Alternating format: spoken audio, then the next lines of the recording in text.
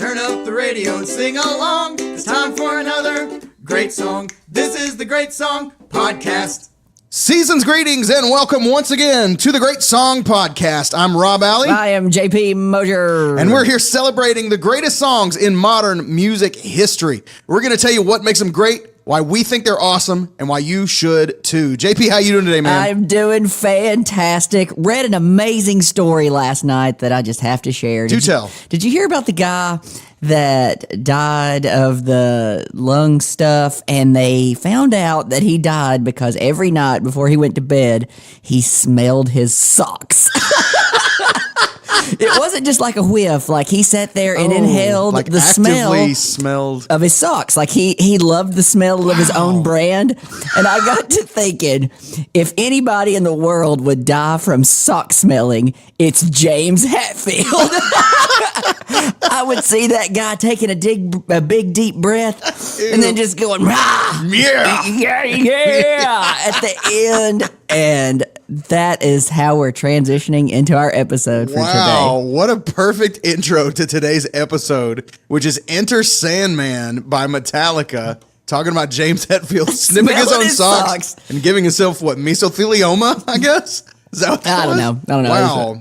If you're suffering from mesothelioma out there, we apologize. Yeah, sorry about that. Also, I just want to apologize to Mickey Dolenz one more time. Yeah. Because we thought he was dead back in season 1. Thanks for hanging around with us, Yeah, Mickey. so sorry. Live long and prosper, Mickey. And James Hetfield. And Sure. Anybody with mesothelioma, let's just all live for a while. How about that? Let's hang out for a good bit. Listen, before we get into today's episode, I just want to remind you guys, first of all, thanks so much for listening. You're awesome. If you're listening on a platform like iTunes, Google Play, be sure and tell somebody you love the show.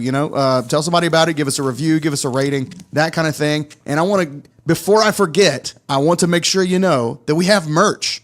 If you go to greatsongpodcast.com and click on the merch link, you can get hooked up with some great stuff. We got hoodies and sweatshirts and tees of different designs. We got funny bits from the show. We got a Jerry Rafferty shirt that is not really him. It's Neil Sean. We got to turn up the radio and sing along. I'm working on a JD/JE/JP Mosier design. So we got a lot of cool stuff. We got stickers. People are big fans of the stickers. And if you go find us on Facebook at the group page called Great Songs and the People Who Love Them Greatly. Great songs and the great people who love them greatly. Excuse me. We do stuff on there, lots of fun conversations, giveaways, all that kind of stuff. Okay, so obligatory self-promotion over. But if you want to support the show, go get some merch. And that's a good way to show everybody that you love the show and at the same time be able to support what we're doing here and help us to do it more. Anyway, ad over. That's done. I'll do it again later, but it's done for now. Let's get into today's episode. It's starting to smell like gym socks in my brain already. So that means it's time for Enter Sandman.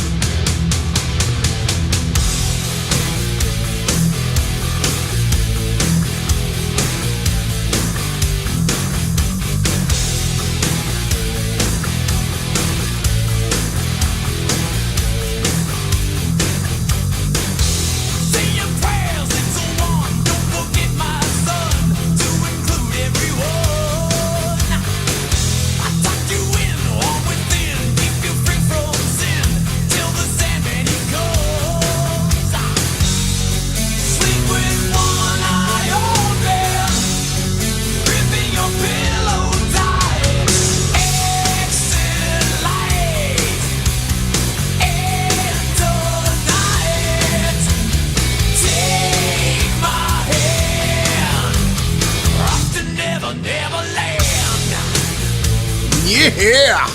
Oh, yeah. Oh, yeah. Yum on. We can't wait to hear how many times Rob does James Hetfield today. I do James Hetfield on the regular. Just like everyday conversation, you'll hear me. Oh, yeah. Yeah. It's so fun. There is great video on this. We were talking beforehand about there is a wealth of documentary material on just this album that literally just in research, without even trying hard, I found 3 different documentaries just on this album. And there's some great stuff of them in the studio with their producer, Bob Rock, who we'll talk about, with James just trying to figure out things to say at the end of these lines, like literally being like, yeah. And then he'll be like, all right, maybe, a little higher. And he's like, yeah. And then he's like, try something. He's like, wow. Like just all kinds of different stuff, he's like, shayong. It's like the most random. It's great. I love it. That's one of my favorite things about James Hetfield. I get weirdly inspired by Metallica. I know that's not like the first thing you look at me is, oh, this guy digs Metallica, right? But for some reason, it all started with VH1 and they're behind the music on Metallica, and I watched it, and they did the thing with the when they came out with the Load album in the mid 96, 97, they did a thing on MTV, and it just was like all behind the scenes with them being super cool. And then I watched their behind the music, and I don't know if something about Metallica inspires me. I don't exactly know what it is, but watching Metallica makes me want to play more music. And so That's for that awesome. reason, I always keep up. I've never actually bought a Metallica album, I don't think. I've bought singles. I owned the single for Nothing Else Matters, and I owned the single for One, but I don't think I've ever bought a Metallica full-length album. I've watched stuff. I bought the movie Through the Never. I bought the Some Kind of Monster documentary. But anyway, I like to watch them talk about music. He doesn't care so much about listening to their music as much as he just wants to hear. Don't really care for it. Their how much they like to talk about music. And for all you like diehard Metallica fans, we may not do it justice because there's so much. So full disclosure, we're not, we love we like Metallica, but we're not Metallica heads. Yes. So you diehard Metallica people that are like, oh, we've been waiting for the Enter Sandman episode. Don't say, I can't believe you left out insert whatever you want to put in there. Exactly. There's for hardcore Metallica fans, hardcore metalheads, you'll never be good enough in your coverage. Sure. You know what I'm saying? You'll never get it totally right. And, and they'll always be like, oh, you left out the best part. Or you didn't get this. This was exactly, Cliff Burton, whatever. So it's, we're going to go ahead and apologize in advance for all the people that we're going to disappoint with this episode. But we're going to try to hit some of our favorite highlights. But man, this song is good. Oh, yes. Oh my gosh. Just sitting here listening to it, we were both subconsciously making mean faces. You know what face it is. Your eyebrows curl, your nose flares. Everybody does it when they hear it. Absolutely. So if you don't, if you smile and clap, you're wrong. Yes. So this Enter Sandman is hard rock at its absolute finest. It's hard rock for the masses that everybody can get. You know what I'm saying? I don't even consider this heavy metal. This is just hard rock. It's very accessible, and we'll talk about that was intentional with this album. We'll get into it. This is from 1991's self-titled Metallica album, aka the Black Album. Everybody just calls it the Black Album. It's really just called Metallica, but it's known as the Black Album. Not to be confused with Spinal Tap's Smell the Glove. Yeah, exactly. Smell the Glove, aka the original Black Album. Correct. Which literally had nothing on it. Didn't have you can look very faintly and see some stuff on this album cover. It's like a little. There's a little snake. Little snake and a little Metallica in gray, dark gray. But Spinal Tap's, there was just nothing. It was just black. None more black could it have been, is what they said. Great album. Great album. Man, just a monster of an album. Yeah, I'll just give you guys career-making a album. Quick rundown of the track listing. 1, Enter Sandman, which we're talking about today. 2, Sad But True. If you go to 4, Unforgiven, another big one. 5, Wherever I May Roam, another big hit. 8, Nothing Else Matters. I mean, just all kinds of good stuff. Yeah, just chock full. This is their career album. They said, I can't remember who it was. One of them said in a documentary that this song in particular, this is the song that keeps their pool at a balmy 88 degrees. You know what I'm saying? This is the one that really took them over the top as a legendary band. This album, and in particular this song, cemented them forever as rock metal, royalty. So this song, Enter Sandman, is number 408 on Rolling Stone's 500 Greatest Songs list, sandwiched between number 409, Tonight's the Night by the Shirelles. I don't know if that's Shirelles or Shirelles. I don't know. And number 407, Sweet Home Alabama. Whoa. Edged out by one by my Sweet Home goodness. Alabama by Leonard Skinner. It is number 18 on VH1's Greatest Songs of the 90s. It was nominated for the 1992 Best Rock Song Grammy, and it lost to Sting, The Soul Cages. Oh, wow. Yeah, how about that? I didn't even know that song won a Grammy. Very cool song, very cool album. Love that album. But yeah, nominated for 1992 Best Rock Song Grammy. Metallica has an interesting Grammy history. They've won several now, and it's basically like, okay, best metal album goes to Metallica, whatever, And we talked about the Jethro Tull thing in the past. Yeah, but we'll mention it again because it's worth noting every time that the very first heavy metal Grammy went to Jethro Tull, whose main thing is like rock with a flute, and they beat Metallica's "And Justice for All" for the original inaugural heavy metal Grammy. Maybe because there wasn't enough bass in Justice for All. Because there's no bass. There is literally If you no. turn, yeah. It's a real problem. So let's talk a little bit about the song and kind of the song and the album kind of go hand in hand. They're really like hand in glove. You can't have one without the other. But they're went for a different approach on this album in general. Up to then, Master of Puppets and Ride the Lightning and Kill 'Em All. The stuff before this and Justice for All had been very kind of progressive metal, Thrash metal. Thrash metal, speed metal, As fast as you can play. They're one of the what they call the big five metal bands. It's them and Slayer and Megadeth, and a couple others that are escaping me at the moment. But they're like 4 or 5 bands that are like the speed metal, thrash metal, Mount Rushmore, and Metallica is one of them. And so that's what it was. It was here's weird time signatures, A lot of double bass. lots of double bass, so many different riffs in the same song, and every song's like 8 minutes, and it was just all like it's very smart and it's also very edgy and hard. But this album, they took kind of a different direction of intentionally making their songs simpler, making their arrangements simpler.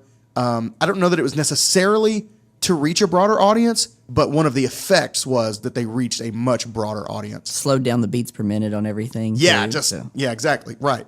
And a big part of that was their choice in producer, which we'll talk about in just a minute. Anyway, in doing research about this, I found this interesting that their writing template for a song was they would come up with a riff, which is not uncommon, right? You're guitar players, rock and roll, you come up with a cool riff and you build a song around it. But then their next step would be a song title. So they would write a cool riff, and then they would go, all right, this is called Enter Sandman. And then they would write the melody and the lyrics last. So like... That's so backwards. Yeah. Like most of the time you write a song and you're like, what line do I want to call this? Do I call it the chorus? Do I call it the hook? Do I call it a random line that's thrown in there? Right. Like what is this, what does this feel like? What could this be about? And then you start maybe write a chorus or write a verse or, a first line, something like that. But no, they're like, this song is called Sad But True. Dun, dun, dun, dun, dun, Which is great. Oh man, that's monster. that's up there. That might be my favorite Metallica. Just if you've never had a chance or never given yourself the opportunity to watch Metallica live, not necessarily in person, but just watch them perform live, the interplay, it's like there's very little space between the band and the audience as far as the atmosphere. You know what I'm saying? The audience is all in every line, you know what I'm saying? But especially on a song like Sad But True, there's just something special going on at these Metallica shows with the audiences. I don't know if it's just that the fans are so hardcore or I don't know, but it's really unique. Like I said, for me, it's really inspiring for whatever reason. But they hit these riffs and Master of Puppets, all this stuff. The crowd's just bananas all the time. I thought that was so weird that they're like, oh yeah, this riff is called like literally ding ding ding ding ding ding ding. That's called Nothing Else Matters. Sure. And then I'm going to write the rest of the song. You know what I'm saying? That's really anyway.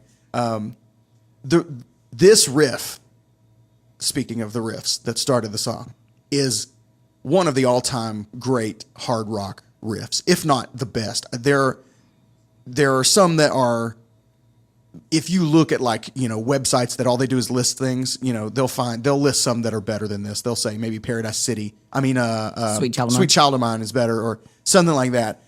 I don't know, man. It's tough to compete with this. It's tough. Yes, it's very tough. It's just instantly, even the riff clean just evokes feelings.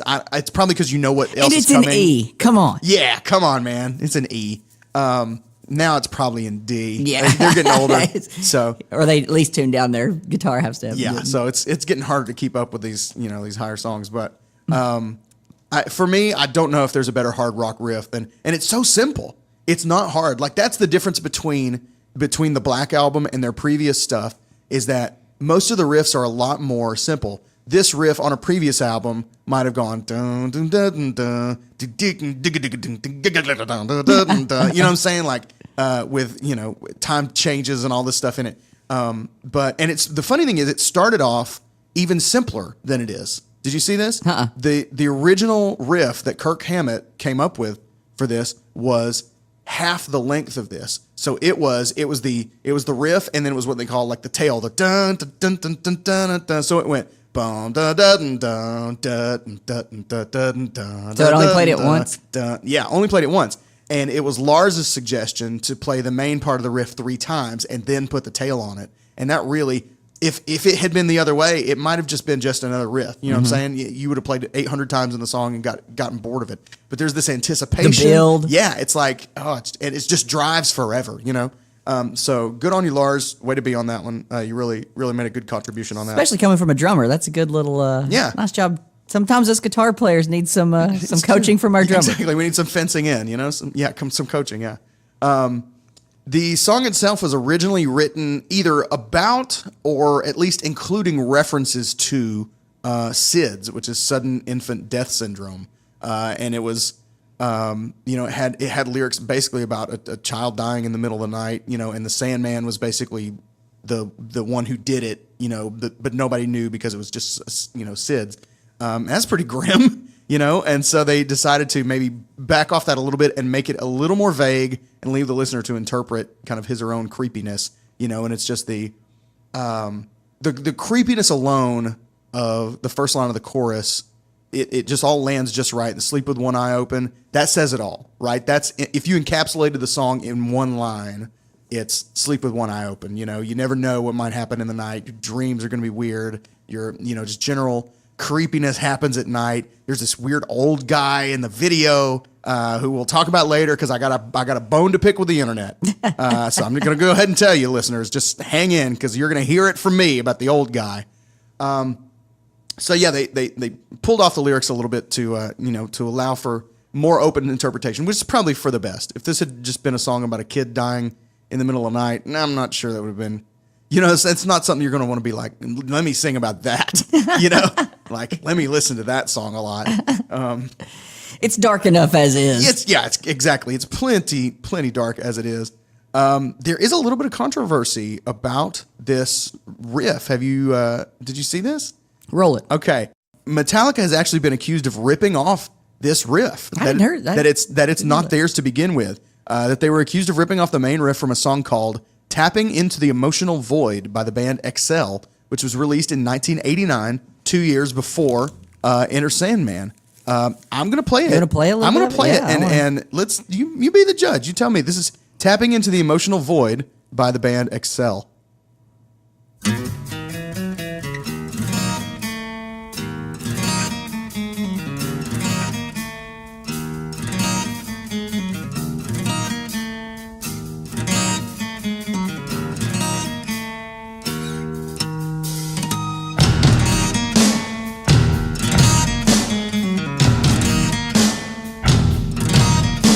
I'll let it play until it fully kicks in.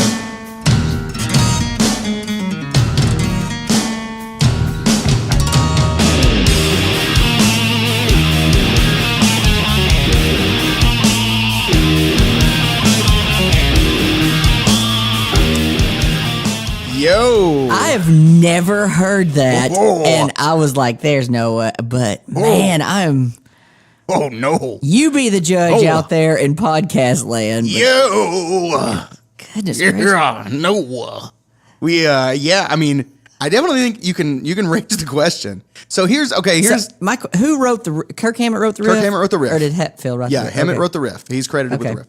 So He's so good though, man. yeah, here's where I can see it happening. I can see that being sort of parallel thought in that note, that the weird note in the riff, ba, ba, ba, ba, is a very common thing to use in metal music, right? That's the sharp 4, or you call it the tritone, which is it splits the octave in half, and it used to, like way back in the day, it used to actually be frowned upon to use that interval because it's off-putting. It doesn't please the ear, right? And it used to be thought of as even unholy, like way back in the day when all major music was sacred. That interval was frowned upon because it was considered not holy. It was like the devil's interval. So a lot of metal acts adopted that sound, and it's intentional. Yeah, that sharp 4 set against the 1 is really intentional. So like if you're an E, that's an A sharp or a B flat,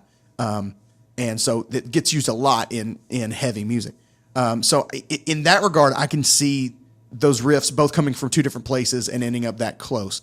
That being said, Man, it's so close. it's hard to not take that into thought that it could have been ripped off. But here's what I'll say. As far as I know, now as far as late as the mid 2000s, the band Excel had not taken Metallica to court, and I would think. If they thought so, they yes, would have. right. That's an easy way to capitalize. Yeah. I don't even know. I've never even heard of Excel Yeah, except me for the neither. Microsoft program. Exactly. Yes. That's who they should sue. Maybe they quit music and started making They're spreadsheets. They're big in word processors. I would think if there was if they thought there was a legitimate, you know what I mean? Like, in other words, it's the difference between they literally ripped this off of us, they heard ours and stole it and made it theirs, and oh man, they wrote a riff that sounds like ours and it makes me mad because they're mad popular. Yeah, they you know what I mean? They made it and I didn't, and mine's more complex. Yeah, exactly. Yeah, mine's got a little rake in it, you know, whatever. But I would have thought, yeah, they would have taken him to court by now, and we would have heard about this long before, today on the Great Song Podcast. You know what I'm saying? We wouldn't be the ones breaking this news to people. So, you would have seen Kurt Loder on MTV in the mid '90s talking about this. Tabitha Soren would have broken this news.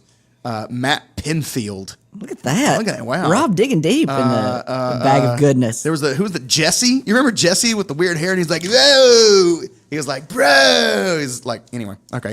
Old MTV memories. Remember when they used to do, what was it?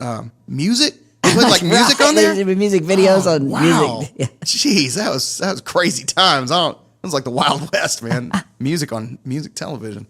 Anywho, gosh, I've never sounded older. Like, I've never sounded more like a dad, I remember when they used to play music on music TV. Yeah. Oh, wow. Ripping off Excel. Anyway, let's talk a little bit about the album. The Black Album, as it is called, is number 252 on Rolling Stone's 500 Greatest Albums list, between Kraftwerk, their album called Trans-Europe Express. It's just some German weirdness. Have you listened to it? I've never. I know they're in the Rock and Roll Hall of Fame. That's all I know. I checked it out. I can't. That ain't my jam. Yeah, and Otis Redding's Dictionary of My Soul. 252 for. Real quick, did you look up that album, the Otis Redding album? No. It's all covers. It's covers of like Beatles Day Tripper, Tennessee Waltz, and all that. So, Wow. yeah. And it's one of the greatest albums and he of gets all credit time. for doing a cover album, which I Wow. thought that was of the Otis That would- Redding stuff. That wouldn't be the one that I thought would have made the list. Right. That'd be if Metallica's Garage Inc. was on that list. Yeah. You know what I'm saying? Like, yeah, we just like the way they did Turn the Page, Or Diver Down makes the list. Yeah, It's like right. that's the Van Halen Now one. listen, Diver Down is my favorite Van Halen album. How which dare doesn't you? How make, dare you? doesn't even make my list. It's not even in my anyway. How dare you? We'll save it for the Van Halen. Wow, episodes. we're gonna do just for that. We're doing a listen through. Okay, yeah, that's really interesting. But for an album of this kind to be that high on this list just shows you its importance in rock history. You know what I'm saying? Like, I think in compiling that list, that's one of the things that you have to take into account is how important is this album. Impact. Yeah. Yeah, it's impact, exactly. And this album is really impact. This is the album that made metal mainstream, or at least mainstreamable. You know what I'm saying? This could be me, okay, but like Metallica is more metal than Guns N' Roses. Yes. You know what I'm saying? Like, well, I would think. Well, Guns N' Roses. Say that. Yeah, I mean, if you Guns N' Roses is hard rock, but it's that's what it is. It's hard rock, and it's on the pop end of that spectrum. You know what I'm saying? Like you're talking about a band that wrote One. You know what I'm saying? Mm-hmm. Like to put this album made. If you go backwards in their catalog, that's freaking metal. You know what I'm saying? Yeah. Now their stuff since has been quote unquote softer. You know what I mean? Some of their hardcore fans, you know, they probably lost them at this album, or at least this is where they got off with Metallica. You know, after this, you know, because the next album after this was Load, and they cut their hair, and they cut a lot of flack for some of the choices that they've made after this. But before this, it's undeniable. This was metal. Metallica was as metal as it gets. You know what I'm saying? And so I think they are the most mainstream metal band by far. You know, Megadeth, Slayer, they're huge in their niche, but it's still underground to your standard Joe Blow. But your everyday Joe Blow has you know, heard Metallica. They like Metallica. You know what I'm saying? Like, so I think this is the biggest, probably most important. Well, whatever. Somebody at Rolling Stone would say, you know, the Sex Pistols is the most important metal album or something. Somehow, I don't know. They would argue it, but you know, the Black Flag or somebody like that is, you know. But if we're talking mainstream exposure to this kind of music, it's this album. especially for people our age, for our genre. Oh yeah, too. for like millennials and a little older. To you know, yeah, absolutely. This is the first metal, quote unquote, that would get played on like just a regular mainstream rock station. You know what I'm saying? Enter Sandman was all over the place. And it still gets airplay it's now. definitely like their most played album, you know, all that kind of stuff. So huge impact of this album. So absolutely deserving of that spot on the Rolling Stone 500 greatest albums list. This is described, and I think this is pretty well done. This album is described by Kirk Hammett, who is their lead guitar player, as Metallica's Dark Side of the Moon. It is the right combination of songs and production, timing, and momentum to create an all-time classic. You know what I mean? This album That's a good comparison. will be, you know, on the Billboard Top 200 forever. You know what I mean? Basically, as long as they're keeping track of rock album sales, this will be on that chart. And so I think so. It was just the right coming together of everything for Metallica. It was their moment, just the right choices they made on this album for it to be, you know, just Good job to Bob Rock. I know we talked a little bit about him. Maybe do we want to put him in the Meet the Band section? Oh, sure. That's okay, a great idea. let's play the jingle and then Yeah. let's meet the band. Let's meet the band. Hey, let's meet the band. It's time to meet the band. Hey, mama, let's meet the band. Let's all meet the band. Hey! All right, we're gonna meet the band of Metallica. Yeah. But we're gonna do it. Thanks, James. Hey, James, thanks for stopping by. You're gonna be stopping by a lot today. Yeah. We're going to start with the producer on this because Bob Rock, who we've mentioned a little bit earlier, this is the first album that he produced with Metallica.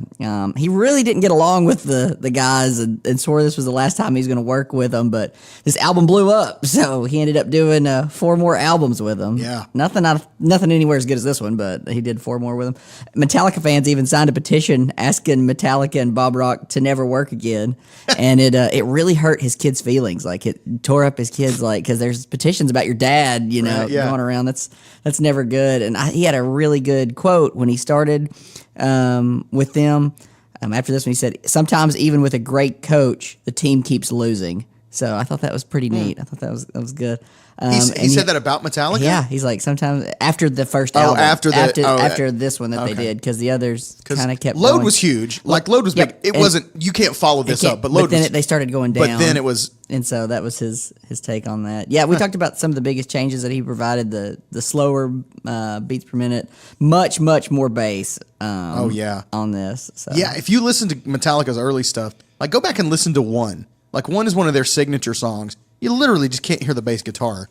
And everything sounds bad. You know what I'm saying? It's not a good sounding record. Yeah, everything sounds thin. The guitars sound like, they were in I don't know. It sounds like playing through a PV Rage. Yeah, through those like one of those little miniature amps. You know what I'm talking about? Yeah. It's just like it's cool as heck. The song itself is cool as heck, but the mix is awful. Yeah. The production is really bad. So good job, Bob. Yeah, before Bob Rock, they had been doing it themselves, and they say this is not me speculating on this, but they were the first to say like it was James and it was Lars. They were in charge. And so the guitars and drums were getting heard, and Newstead's over in the corner, like, "Hey guys, why am I here?"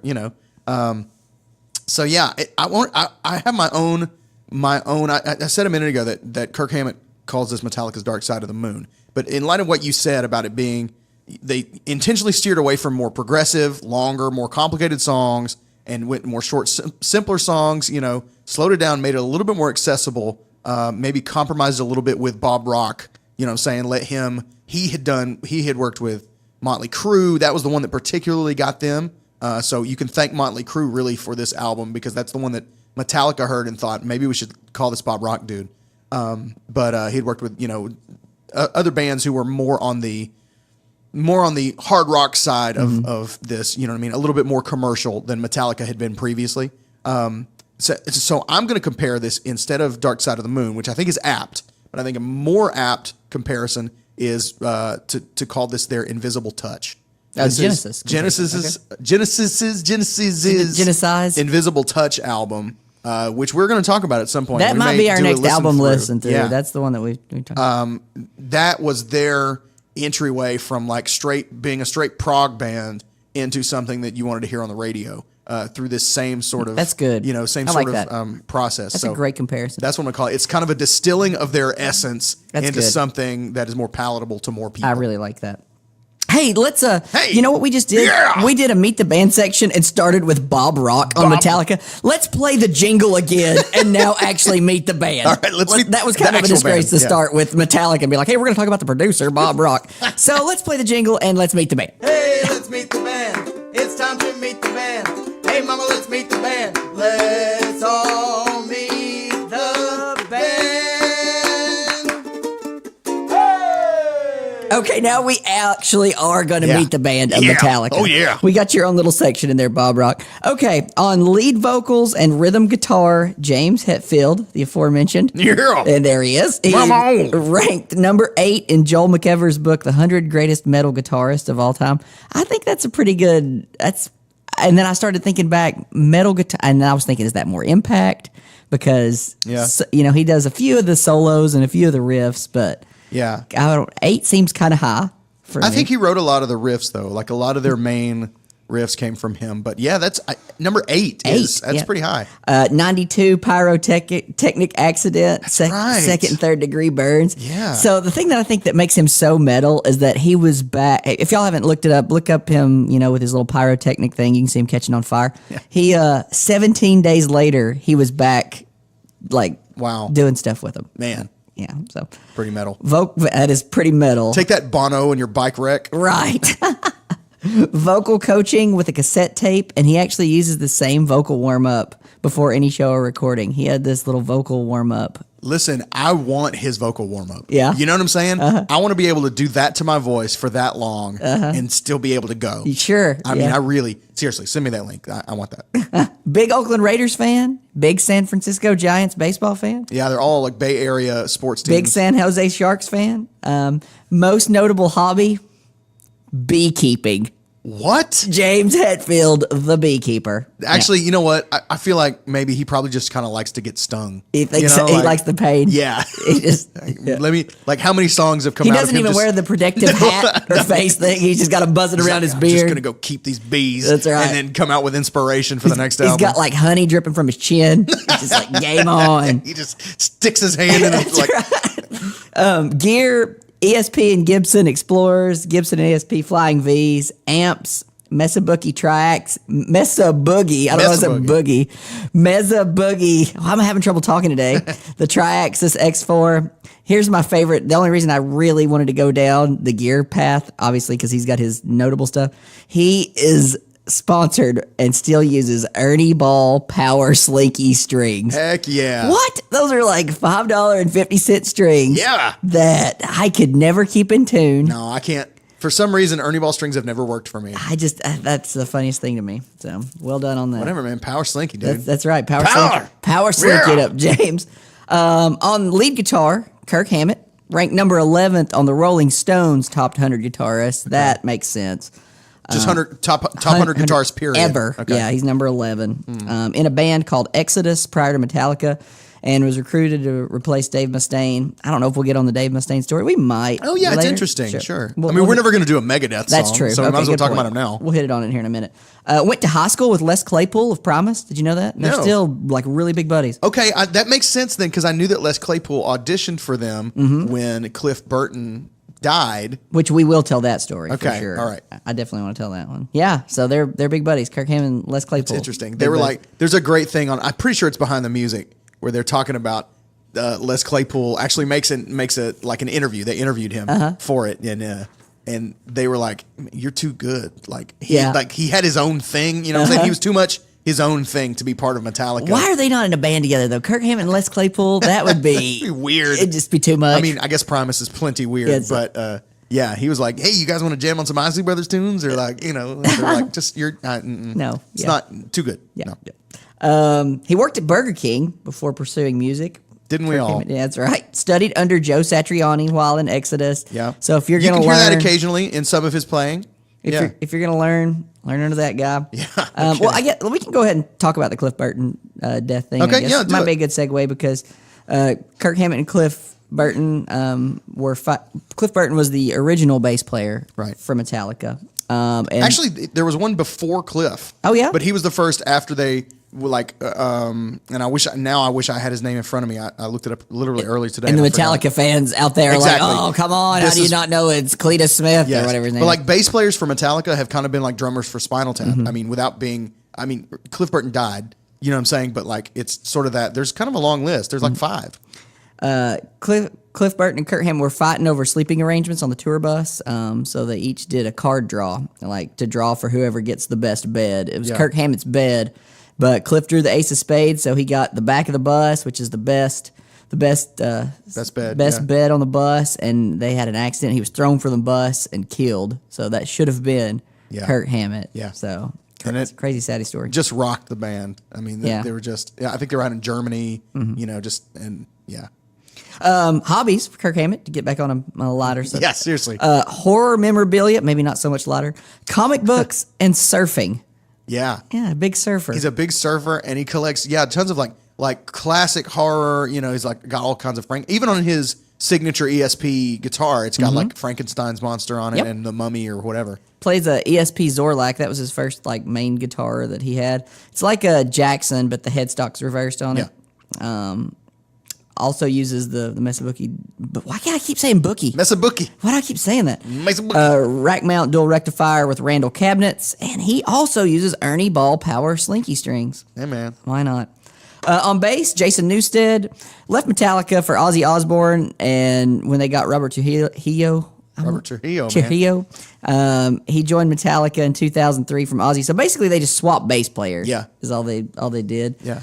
In 2006, I like the story. He tore his anterior labrum shoulder muscle while trying to catch a falling amp, and it was the amp from the Black album. So he was trying to catch this amp. It was falling. He's like, wow. no, and messed up his arm. So he couldn't play bass for over a year. So he took up his hobby, which is painting. Painting. He's also a big gear nut. On this album alone, he played 25 different basses, which you Wow. don't think of bass What? players being a gear. Like, I don't think of many, like, why would you have a need for 25 different basses Yeah. on an album with, 12 Right, on a 14 metal songs? album. On a metal album with 12 songs. Here's the bass that he played the most, so I started looking into this, was a Music Man Stingray, and that doesn't seem metal to me. Like, Really? Not to me. I wouldn't picture a Stingray, a Music Man Stingray. My guess maybe because it's Ernie Ball family. And it's, yeah. and it's got the humbucker pickups, Yeah, like the real rugged looking. I guess it is a little bit thicker, but he played the Gibson Thunderbird bass too, which Solid. that's Yeah. Anyway, and he played that through the 74 Ampeg SVT head through a Mesa Boogie cab. Goodness gracious, there we go. So yeah, that's his gear on Jason Newsted. On drums and fax machine, Lars Ulrich. Lars, remember you? Lars, that's right. He sent us that fax that said, good fax job. That time that said, good job, guys. Yeah. At age 16, he was training to be a pro tennis player. And then he saw... That's right. His dad was a pro tennis player, wasn't he? Right. And then he saw the band Y&T, Yesterday and Today concert, and that inspired him to be a musician. Remember his big Napster controversy? Oh, yeah. I mean, you almost can't talk about Metallica without mentioning Napster in modern era Metallica. And this was another thing that just went to... They lost a lot of fans over this because they were on the corporation side of this. And they were supposed to be... For the establishment. Right, Anti-establishment. Exactly. Yes, exactly. They ended up fighting for the establishment, and so a lot of people got irritated with them. I got to tell you, I think they were right, though. They were right. It killed Napster, and it killed like the, eventually they were the big voice that was needed to take down the era of just massive piracy that everybody was downloading music for free. And that's a whole other conversation, but they were basically the corporate voice against, and so they're like, oh man, they're trying to keep people from getting music, sellouts, blah, blah, blah. Metallica's been accused of selling out since this album. Yeah, this is what I'm saying? Like, so, but people are going to be mad about whatever they want to be mad about. I think they were right though. The people who are making the music deserve to get what they're supposed to get out of it. You know what I'm saying? It's not like if people just randomly found a way to start stealing burgers from McDonald's or gasoline. I mean, come on. I'm like it would be cool for those people to be like, man, I got free gas, but it doesn't make it right. Yeah. So I got free cable for a year. Did you? When I was in college. Is this your confession? This is it. You haven't done a confession in a long time. I know. Being you hadn't done one of them in a minute. But yeah, we moved into this place, and I guess the person before forgot to shut off the cable. And I don't know if anybody was ever getting billed. We had free cable for a whole year.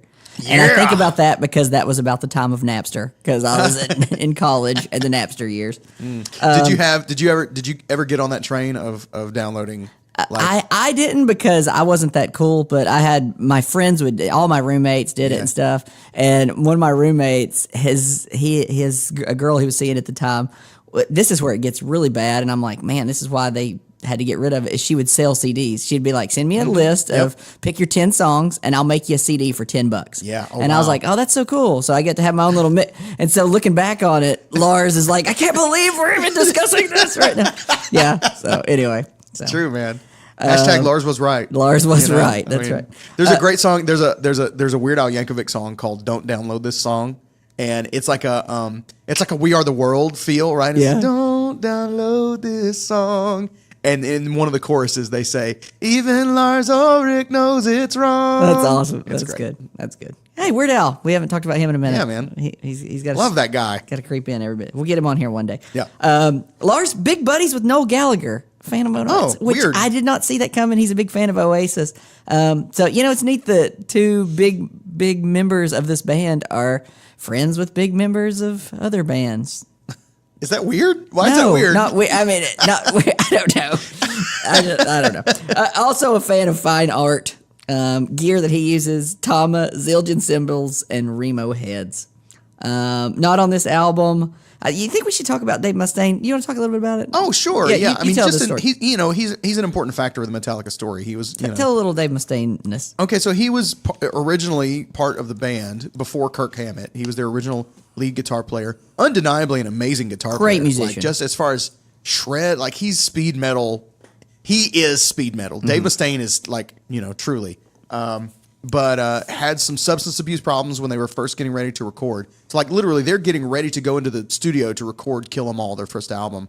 And they're like, we can't keep Dave. Like it was that bad that they're about to every band thinks that their first album is going to be the thing that makes them big and breaks them. So in that moment, his substance abuse was bad enough that they went, we got to let him go. Like that's pretty rough, So they end up calling Kirk Hammett, and the rest is metal history. But since then, like there's a long time in the Some Kind of Monster documentary movie, which hate on the album if you want, but the documentary is amazing. It's very cool insight. And they kind of get them back together, and they literally, like, again, the hardcore fans are like, what? Because they're talking to like therapists and stuff like this, and they literally have like a sit down with Lars and Dave Mustaine, and they're like crying it out and bro hugging and stuff. You know what I mean? He's like, I just miss my little Danish friend. You know what I mean? It's like getting real, and So, but now that everybody's like kind of sober and whatever, they're having some real conversations. But it's, Mustaine said he has always kind of felt like nothing he ever did, even though Megadeth is one of the biggest metal bands ever across the globe. They constantly, even in this conversation, we're like, Metallica, Megadeth. Yeah, exactly. And they still sell out every time they play, everywhere they go, all around the world. Megadeth is huge.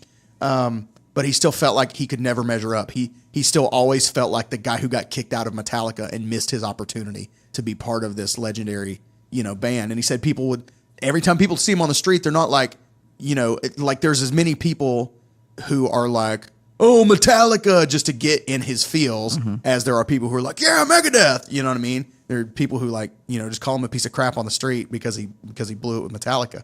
So he's really had some like stuff to deal with. That got caused by his getting cacked out of the band. He got cocked out, and so yeah, man, Dave Mustaine, he missed it. Good on him for getting things turned around, and I'm glad he's doing well now. Has a really weird singing voice. I am not. Yeah, I'm not a Megadeth guy at all. Yeah, I'm the same way. But yeah, so he's a big part of the Metallica origin story, as it were. So well, that's the band. Man, good band. I mean, really. It's weird. I don't really dig Kirk Hammett as a lead player. I like him. The guitar solo on this album is kind of iconic. I don't love it. I don't like the way he plays a lot of times. He kind of like overbends notes, and he ends up kind of playing out of tune a lot. It's because he's playing the Ernie Balls Power Slinky strings. I don't know. It's fine. It's what it is. It's memorable. You know what I'm saying? Like his phrasing is memorable, and but it's something about it just doesn't jive with me often. It's rare that I hear a Metallica solo that I just go, yeah. You know what I mean? Mostly I just go, all right, that's cool. That was good. I don't like it. They're not super singable. Some of them are. Some of them are very singable. But his this one is, and maybe Sad But True. Yeah. But the rest of them are just But I like it. I mean, it's metal solos. Yeah, I don't know. This solo is known for his use of a wah pedal, which we've kind of touched on a little bit. A wah pedal is, you hear it even at the beginning of the song. You want to play the solo? We haven't played Sure. Oh, yeah. Let's do it. Take a listen. Absolutely.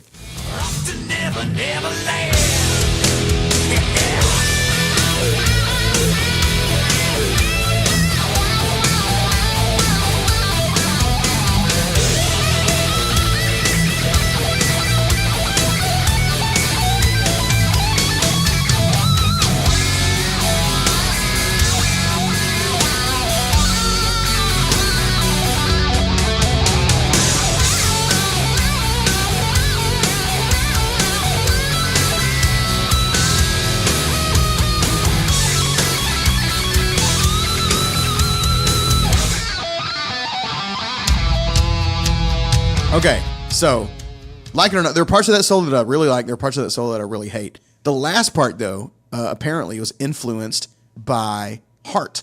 There's a lick in Magic Man. Yeah, where it's where it does something kind of similar to that and inspired that last little bit of that thing. So I thought that was cool. We were talking while we were listening. There's definitely a couple of Joe Satriani influenced licks in there that you can hear. But there's a couple spots in there where I'm like, bro, you're playing in the wrong key. Like, just, like, what are you doing, man? Like, the rest of it's good. Just maybe fix that one spot and, you'll be better. Should have gone back and overdubbed it. Yeah, exactly. I like it. But he's using a wah pedal throughout that. And he really he uses a lot of wah pedal in his solos. He feels like it just adds an attitude to his playing, which I certainly get. If you turn on a wah pedal, it just does something different to the way that you play most of the time. If if you're running some distortion through a wah pedal is a foot pedal that's on a hinge, and as you move it up and down, it accentuates different frequencies in the spectrum. So, everything from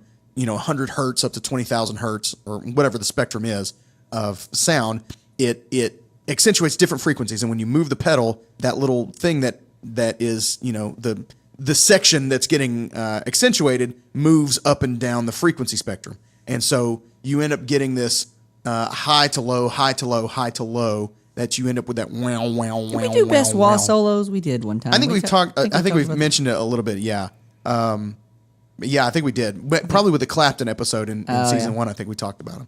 Yeah. So, but that's kind of the inner workings of a wah pedal, and he uses them a lot. He really feels kind of a. I don't know if you can feel a kinship with an inanimate object, but you know, he really digs the wah pedal anyway. Couple more notes on production. We've talked a lot about Bob Rock. I thought it was interesting. They initially just called him. They wanted him to mix the album, and they thought, our production's been good, but we've just missed it in the mix. Just get a few extra ears. Yeah. Or something. And if that had been the case, I think this still would have been a totally different album. Because what he did was he said, I don't want to mix it. I want to do the whole thing. I want to do all of it.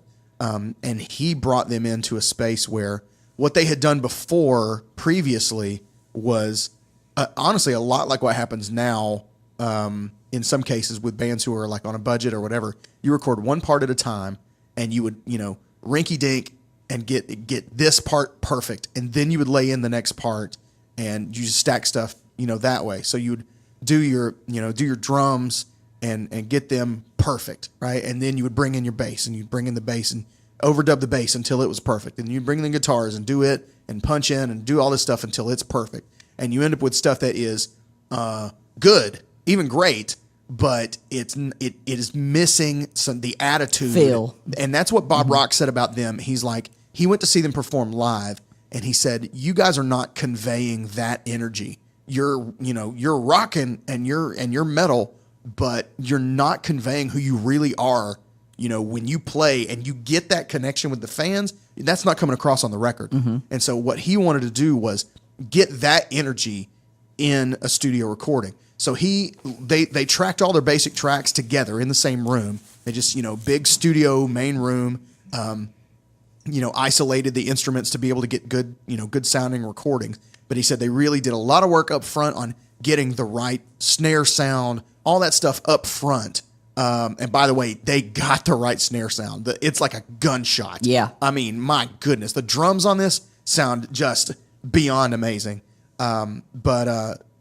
Especially there's like just a snare drum solo on, what is it, Sad But True, man, like seriously, like a gunshot. Some people probably hate it, but I think it's incredible.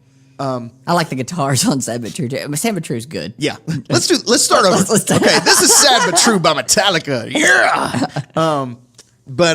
So he really brought them into a totally different process of recording and tweaking the album. They came in with, basic songs or song ideas, but it was much more collaborative between the band members and with them and him, and they let him as much as it was, and they did hate each other during the process, and they thought we're never going to speak to each other again, but it came out as something great. They rubbed against each other in just the right way to refine these songs to become something great and to produce a legendary all-time album. And so in the end, they all said, it's worth it. Let's do it again. So it was pretty cool. Like Laura said before this, it was just basically about like, don't screw this up. That was their recording process, was just don't mess it up. You know what I mean? Make it right. And if it was right, then it went on. But it being right, there was another step to it in Bob Rock's eyes. He said it can be something more than just being right. You know what I mean? And so that's what they got with him. And I it worked. I mean, it was metal history. There's not much to this song riff wise. There's 2 riffs basically, and the chorus is just essentially a play on the main riff in a different key. They go from E to F sharp in the chorus, and that's it. Like, that's basically, there's the dun, dun, dun, dun, dun, dun, and that's all there is. Simple. That's the whole approach with this song, is it's the same riff over and over and over, and they just rock over it. You know what I'm saying? But gosh, it kills every single time. Okay, let's talk about covers, and then I want to talk about the video for just a second. Okay. But let's talk about covers. So who you got on covers for this? I ran a pretty decent list down. There's a lot. There's a ton. Lilac, they're like this family band that does it. Probably the most popular, I think, would be Motorhead. Motorhead, yeah. But I can't stand his vocals. I just can't get around it. Zach Brown Band does it too. It's too fast. Really? Yeah, but it's not Zach Brown on vocals. It's one of the other Okay. musicians. Iron Horse, the bluegrass version.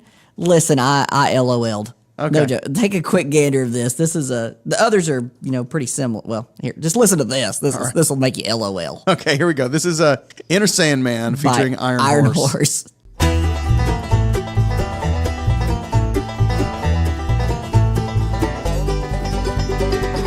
Say your prayers, little one. Whoa! My son, to include everyone. It's the Wow. exact opposite of Enter Sandman. Keep you free from sin till the Sandman he comes. Wow. Sleep with one eye open. Jeez. Keeping your pillow tight. Oh my gosh. Exit light. Enter Wow. night. Take my hand. Off to Never, Neverland. Jeez. Wow. Okay, so here's the difference in that. I feel like they really mean it. Yeah. When they're like, say your prayers, little one. Yeah. You know what I mean? Like, That's it. like this is like a sweet, like their version of Enter Sandman is like an actual lullaby. Yeah, They just want the best for their child. You know, James Hetfield wants your kids to be scared of the Sandman. Yep, You know what I'm saying? they've got a Snoopy nightlight lit on, and it's Yeah. like caring about it. And James Hetfield's got like a snake nightlight in green, like with the eyes glaring at the child. Exactly. Pantera's got a cover. It's stupid. Rise to Remain has one. It's pretty close. Okay, here's my. But I know you've got probably a cover or two to mention. I just got one that I need to hit. Okay, I have a. Would anybody else like to hear Bob Seger do Enter Sandman? Since Metallica Did Turn the Page. killed Turn the Page. Man, it's so good. Interesting. Yeah, that'd be all right. I think he could. I think he could pull it off. Man, what a cool concept. You've really stumbled onto something here. An album of a various artists Mm-hmm. type album of songs that have famously been covered by other famous artists, right? Okay, so let's say Joe Cocker covered, with a little help from my friends by the Beatles. Mm-hmm. Okay, so then if there was an album in which, Paul McCartney turned around and covered, When the Night Comes. Yeah, it's a like, tribute. you know what I'm saying? Like Back reverse at ya. covers. Mhm, Yeah, reverse. back covers. Back at ya. Back at you. The covers album. We got to get to work Dude, on this. copyright, I'm calling Phil Grundy tomorrow. We're on calling it. Martin Page. That's right. We're calling everybody that we've worked with. Billy Vera. Yeah, absolutely. We're Yeah, gonna get them that's on awesome. this. We're gonna That's make good. it happen. That's a mind blowing idea. We have to come up with. Okay, so here's what we need you to do, dear listener. Send us the list of Yes. who you'd like to hear. Find us on Twitter at Great Song Pod. Join the Facebook community, Great Songs and the Great People Who Love Them Greatly, and let us know what famous covers you want to hear the artists do a cover in response. Man, this could be amazing. Oh my gosh, that'd be phenomenal. Great call. Wow, let's quit. I got one more cover I want to talk about. This came out when I was a teenager. And I bought this album. Pat Boone did an album of metal covers called "No More Mr. Nice Guy," and he covered Alice Cooper and Metallica and a bunch of other like heavy artists. And so here is Pat Boone, the famed crooner, his version of "Enter Sandman."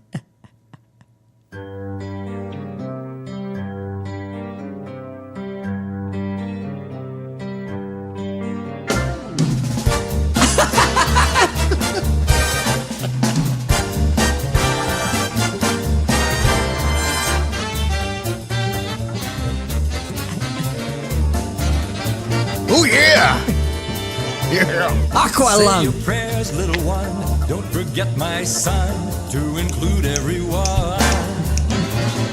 I tuck you in, warm within, keep you free from sin, till the Sandman he comes. Anyway, you get the idea. It was kind of a big deal when it came out because he's got a big kind of fundamentalist Christian fan base among his popular. Have you ever seen The Cross and the Switchblade, the original movie? Yeah. Which you probably have, of course. Who Everybody hasn't? has. It's really good. It's Yeah. him and Eric Estrada. Yeah. He's got all kinds of Christian backing. So he got some backlash for that album just because of the some of the they were like he's supporting agents of darkness with this, whatever. So, but yeah, he lost some like endorsements, and he has a thing that he does here in Chattanooga where I live, like the Pat Boone Celebrity Golf Classic or something, you know what I mean, that they would do every year, and he lost like some sponsors for it and all this stuff because people were upset about that he'd done a metal album. Wow. I thought it was hilarious. I thought it was hoot. I mean, I went and bought a Pat Boone record. You know what I'm saying? I thought it was He great. doesn't own a Metallica album, but he owns a Pat Boone album. Exactly. Oh my gosh, I've never bought a Metallica full album, but I've bought Pat Boone. Yeah, weird. That's That's the people that you Kind of have doing your Metallica episode today, guys. That's right. We're like, We don't know the original bass player, and we have a Pat Boone album. Let's talk about Inner Sandman. yeah, exactly. We're like 8-year-old Boy Scouts doing a movie review of Rambo. You know what I mean? Like, okay, couple more things, and then we're gonna shut this one down. But I want to talk a minute about the video. The video is classic. Like it's really simple. It's like the song. It's very simple. Yep. It's just them and some black curtains and some strobe lights. Basically, Yeah. that's what it boils down to. And James Hetfield's amazing Fu Manchu mustache. that stash You know what I mean? I'm glad he doesn't do that anymore. It always looked weird, but it's cool. rock- It's cool. it's though. rockish there. It's rock. I don't know. I feel like once he went full beard, like he went like full beard with no mustache. And I think that's a much better. I like that look. Actually, both of us Hey, are both of us sporting are that sporting same a look. beard with no stash. Weird. We're sporting the 45-year-old James Hetfield look. I do that simply for the ability to eat chicken wings and still have facial hair. You know? I don't like getting chicken wings in my mustache. Yeah. But I still like to have facial hair. I let my mustache grow out for a couple of weeks, like literally just in the last couple of weeks, and it started to touch the pink part of my upper lip, and I was like, I can't do this. I gotta get rid of this. So, but anyway, I want to talk about the video because the old man in the video is creepy as heck, right? I mean, they could not have made a better choice for a creepy Sandman character, and he's just super old and wrinkly, and his face is contorted, and his body is all frail looking, and he's shirtless, which makes it worse. Just weird. or better. Or better. Yeah, better for their purposes. But the old man in the video is credited on IMDb and other places. Any place that you see that I've seen, and I looked into this for way too long. On the old man. Yes, on the old man. Because he's credited on IMDb and other places as being actor R.G. Armstrong Jr., best known to me as the guy who played Pruneface in the Dick Tracy movie. You remember the Warren Beatty Dick Tracy movie? Yeah, man, I love that movie. Okay, so the guy who played Pruneface is R.G. Armstrong. And the character Featuring Madonna in that movie. that's right. Yep. Featuring Al Pacino, Al Pacino, James Caan. so And, good. there were tons of people. I in wanna that watch movie. that. Yeah, it's a That's good so one. good. I love that. Anyway, And is the kid from Hook in that too? Is he the kid? is it the same kid from I Hook? think so. Maybe I don't not. know. Anyway, it's good. Yeah. But I learned a very important line from that kid actually through the whole movie. He's going, "When do we eat?" And I blame him for my weight problem. Anyway, anyway, so he's credited as being R.J. Armstrong, but I'm telling you, it's not him. It's not. Oh. It's not him. I looked for literal hours. It's not him. You can't convince me that it's him because he never looked as old as that guy. Never. Not even in the prune face makeup in Dick Tracy did he look as old as that guy. He was in Predator 4 years prior to this video coming out. Okay, 4 years. He was in Predator. Go watch Predator and tell me that's the same guy from the Metallica video. No way. A prize to the listener who finds conclusive evidence of who the old man in the video actually is. I'm done prize digging. of unspeakable A value. prize of unspeakable value. I'll send it to you myself. I'm done digging. If that guy is R.G. Armstrong, then I'll become a flat earth anti-vaxxer, whatever you want me to be, whatever, whatever like anti-establishment thing you want me to become, I'll become He'll it. bring back Napster. Yeah, I'll bring back Napster. That's right. You can have all the free music you want if that guy's R.G. Armstrong and you can prove it, okay? Or if you can tell me who he really is. I can't find it. It disturbs me really badly because I feel like IMDb should be better than that. And it's not just IMDb, but Maybe ask Drew Ayers. Maybe he knows since that's he right. suggested this. Yes, Drew, come on, help me. Or maybe you know some like Metallica purists. Drew's a guy who has been in our Facebook group and suggested this song for us, wanted to hear some Metallica. So Drew, this is for you and for some of the others of you out there who are listening who wanted to hear some Metallica. So thanks so much. We got to it eventually.